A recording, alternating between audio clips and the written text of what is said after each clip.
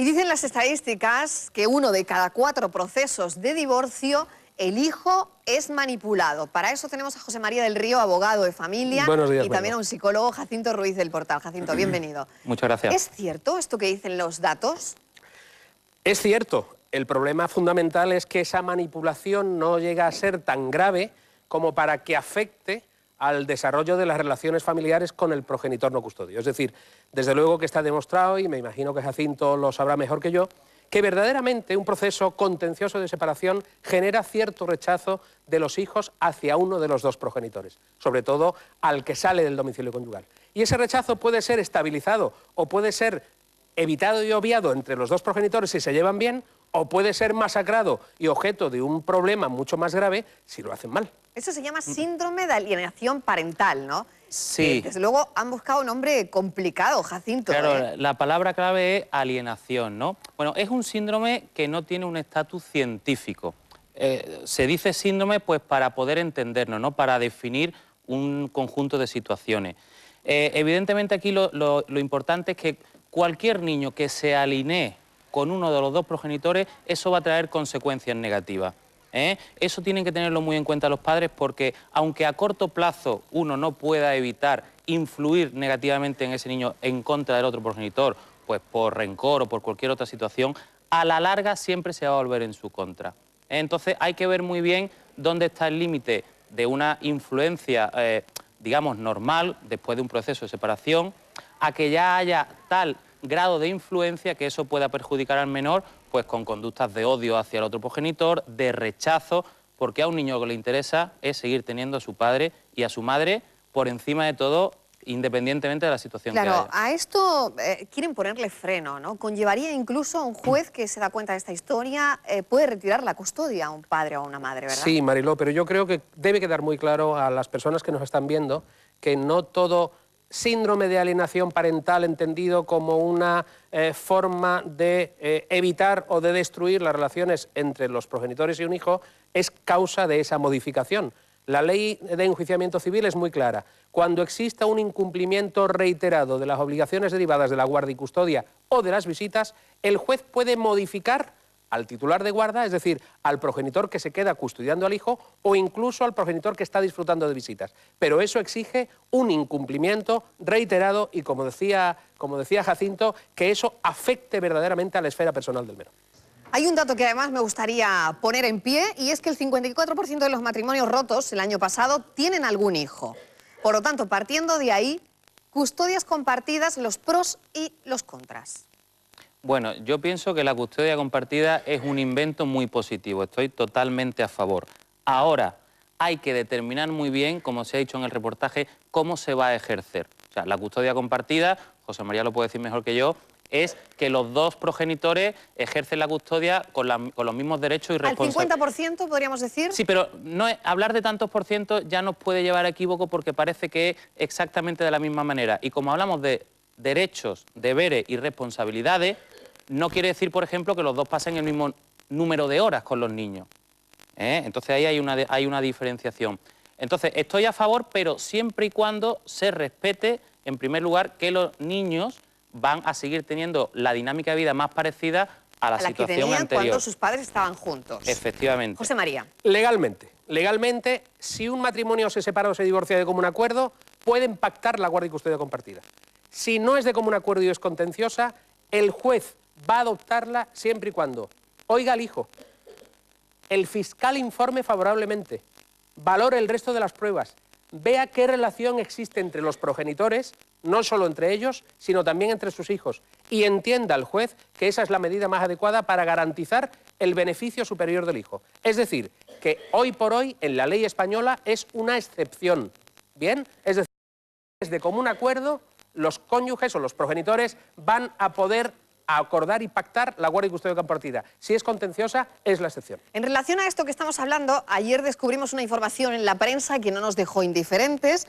Un juez garantiza, y este es el titular, que unos hijos de padres divorciados puedan salir de nazarenos. Esto ha ocurrido en Sevilla, hijos que están en la mitad de vacaciones de Semana Santa, uno con un cónyuge y otro con otro. Pero claro, la estación de penitencia son además 2 días diferentes. Por lo tanto, cogen las vacaciones de Semana Santa de alguno de ellos. ¿Qué os parece? A mí me parece una medida de sentido común absoluta y muy acertada. No hay derecho a que porque el niño en el tiempo que le toca salir en la procesión que le gusta esté con el otro progenitor, eso le impida.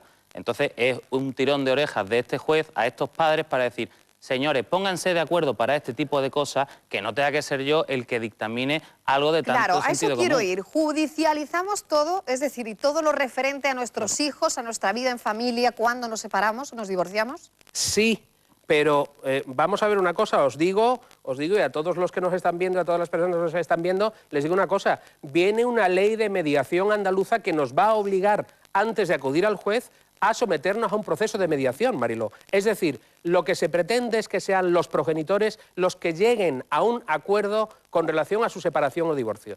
Y a mí, el tema de que el juez judicialice todo, no. Me parece una falta de racionalización de los padres.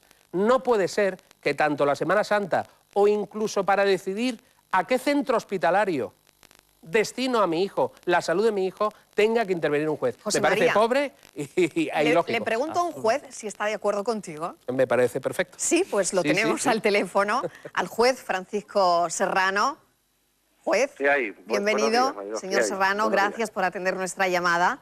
¿Está de acuerdo con nuestro abogado, sin que sirva de precedente? Totalmente. Yo siempre he sido partidario de que lo que se tiene que hacer es buscar medidas preventivas, en pasar de lo que es de la cultura, que ha sido hasta ahora siempre del enfrentamiento, de ese irracional desencuentro que lleva muchas veces al perjuicio de los menores, de los hijos, que se encuentran también divorciados de su padre o de su madre, a pasar a una cultura de lo que es el consenso, de lo que es la mediación, de lo que es precisamente la cultura de que tiene que ser de evitar precisamente ese conflicto. Siempre yo creo que hay que hablar de diplomacia familiar. Claro, señor lo que es la Serrano. ley, lo que obliga en este caso, pero lo que obliga no es porque la mediación tiene que ser con carácter voluntario. En otras comunidades que llevan muchísimo más avanzadas que nosotros en Andalucía, que nos hemos quedado los últimos en materia de mediación, en los últimos, pero con diferencia, es el tema de lo que haya sesiones previas informativas, de lo que, para que la gente sepa de los beneficios que puede comportar la mediación.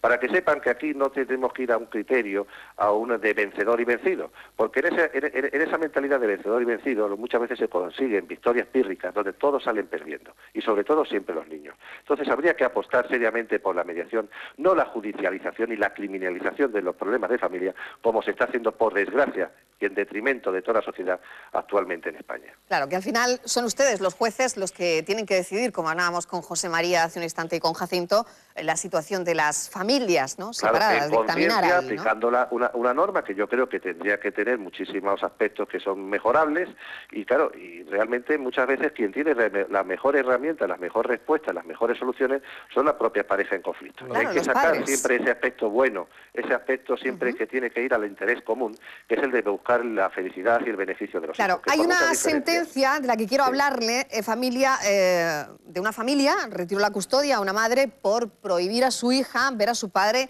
y a sus hermanos. Aquí estábamos frente a un caso de lo que estamos hablando, síndrome de alienación parental. Esto los jueces, señor Serrano, lo castigáis mucho, ¿no? Sí. Bueno, lo primero que hay que tener en cuenta es que no se puede partir de prejuicios. De momento, cuando se dice síndrome de alienación parental que no está recogido por la Organización Mundial de la Salud. Sí, yo como síndrome me da igual que se llame todavía, aunque no esté recogido en el DSM-4, que es el Manual Diagnóstico de la Organización Mundial de la Salud.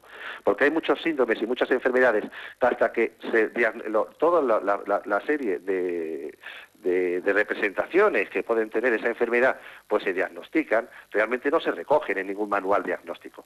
Pero además, lo que es indudable es que aunque no exista la enfermedad como tal, porque lo que existe son las personas enfermas, como dice Marañón, ese tipo de sintomatología que sufren niños, de que están manipulados, alienados, adiestrados en el odio injustificado hacia el otro progenitor, al que tenían una relación de apego y vinculación magnífica y estupenda antes de la separación, esa situación existe. Entonces, lo que no se puede partir es de prejuicio.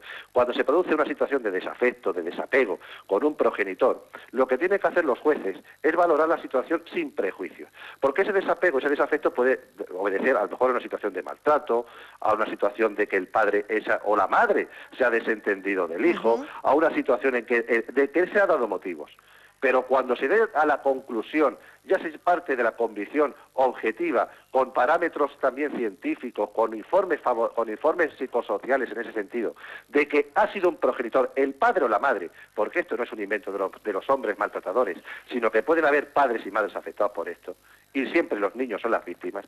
Cuando se llega a la conclusión de que ese niño ha sido manipulado, como yo he visto aquí en el juzgado, a niños diciendo a un padre, por ejemplo, que le ha quemado con cigarrillos, y resulta que el niño lo que tenían eran lunares, y se le habían hecho creer que eran quemaduras con cigarrillos, porque los niños se manipulan. Eso tiene que tener una respuesta también desde el punto de vista de que es una forma de victimización, de maltrato infantil. Y al progenitor, padre o madre, que maltrata a un niño, se le debe de dar una respuesta, igual que cuando se produce también otro tipo de maltrato físico, que es más evidente. Pues, señor Serrano, muchísimas gracias por haber atendido nuestra llamada. Nos ha aclarado algunas cosas que desde luego nos quedaban un poco muchísimas cosas tintero. Más del tema de la muchas cosas más porque... Cuando se dice ahora la igualdad real, tiene que ser la igualdad, cuando se decía ayer por la ministra que la igualdad real es aquella, no hay igualdad sin igualdad real, evidentemente.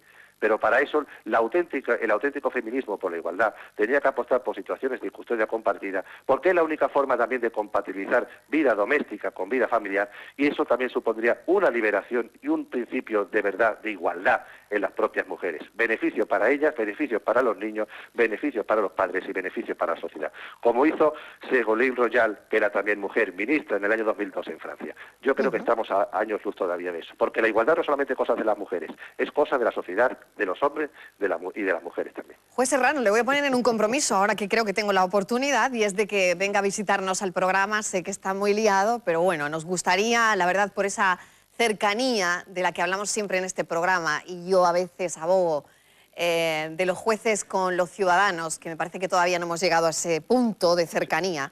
Me gustaría... Yo creo que los jueces, yo digo que no tenemos que ser el juez Júpiter que está en una torre de marfil o en el monte Olimpo. Tenemos que ser jueces que tenemos que ser cercanos, y más en una materia como esta de familia, donde aquí ya no se habla de derechos, sino también de sensibilidades. Bueno, pues queda esa invitación al programa. Pues, espero si que puedo, la acepte. y mi trabajo me lo permite, que también me tengo que dedicar. Pues en cualquier caso, muchísimas gracias por habernos atendido. Muchas gracias, y le dejamos que siga trabajando. Opinión. Hombre, yo le voy a decir, muy breve además, porque yo le voy me a he decir una columpiado cosa, en el tiempo. Bueno, yo le voy a decir una cosa al juez Serrano. Desde aquí, personalmente, le animo a que siga diciendo y haciendo lo que muchos decimos, pero no somos capaces de decirlo también como lo dice él, porque está tocando un punto vital del derecho de familia. Jacinto, muy breve, que me tengo que ir. Sí, no, que en este caso hay que aprender de una persona que ve todos los días a personas en conflicto y que saca unas conclusiones acerca de lo que pasa ahí. O sea, una persona que conoce en profundidad a la gente. Entonces, todo el mensaje que ha dicho, estoy absolutamente de acuerdo con él. Pues agradezco muchísimo.